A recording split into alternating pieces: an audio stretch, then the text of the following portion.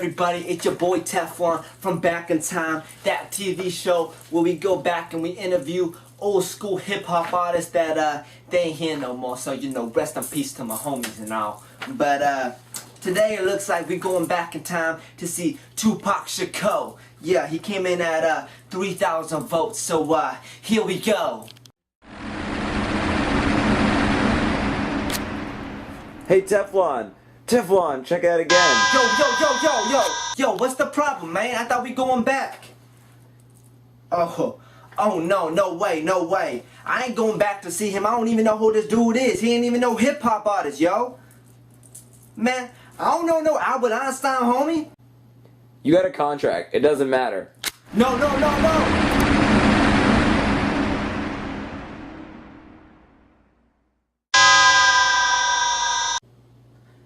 Hi, I'm Teflon, and welcome back to Back in Time. Today we'll be interviewing one of the greatest scientists of all time.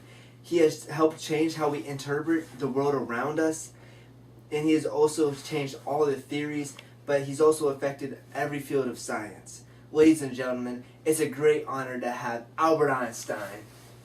Nice to meet you. I'm very honored to have you here on my set. Dr. Einstein, will you please state your full name? Albert Einstein. And when were you born? I was born on March 14th, 1879. I'm detecting some type of accent. Is that German or Swedish accent? Well, it's perhaps a little bit of both. I was born in Ulm, Germany. When I was 15, I moved to Zurich, Switzerland for school. So then you were German?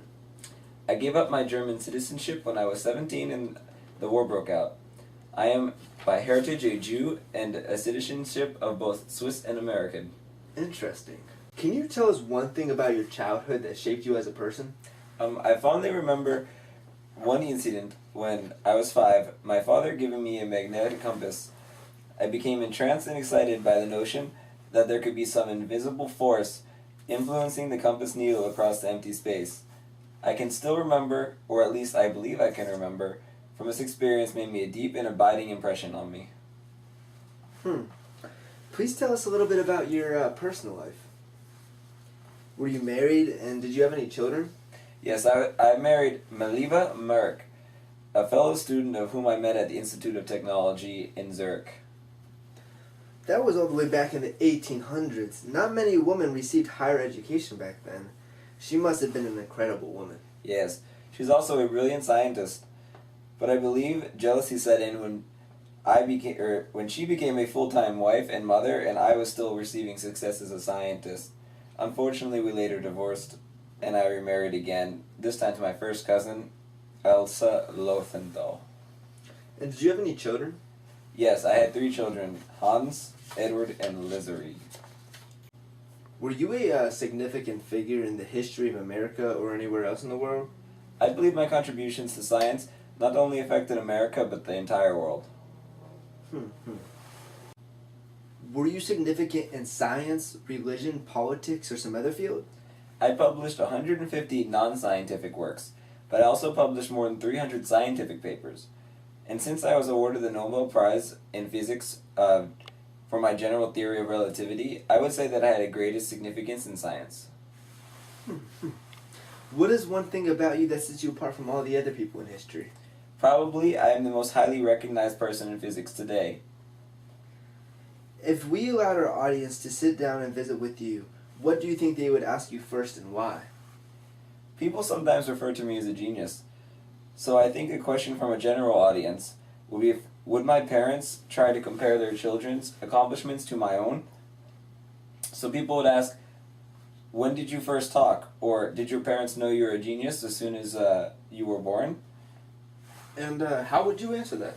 Well, I would say my mother was actually very concerned about me. I had a rather large, unusually shaped head. Doctors even feared that I might be handicapped because I was very slowly learning how to talk.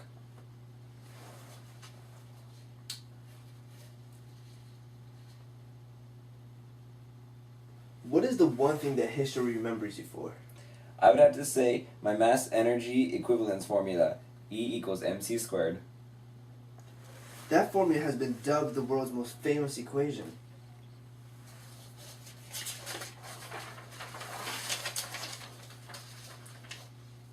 Do you think that you made a positive or negative effect on the world? I believe I had a very positive influence on the world. Let me give you a few examples so your audience can understand it.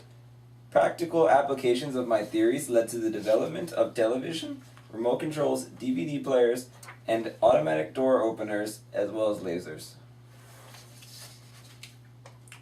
So, are you saying all of your work left positive impact on society? I did make one great mistake in my life when I signed the letter to President Roosevelt recommending that the atom bombs were to be made. But there was some justification in that there was also great danger that the Germans would have got to it first. Dr. Einstein, I have one final question for you. If you were a scientist... Keep going. Dr. Einstein, I have one final question for you. If you weren't a scientist, what would you be done with your life? That's a difficult question, because there are so many productive ways one could utilize their time.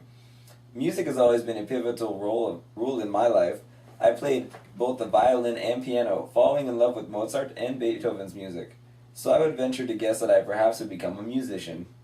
Yes! I'm so excited. That's what I wanted to hear. I needed to get me a musician.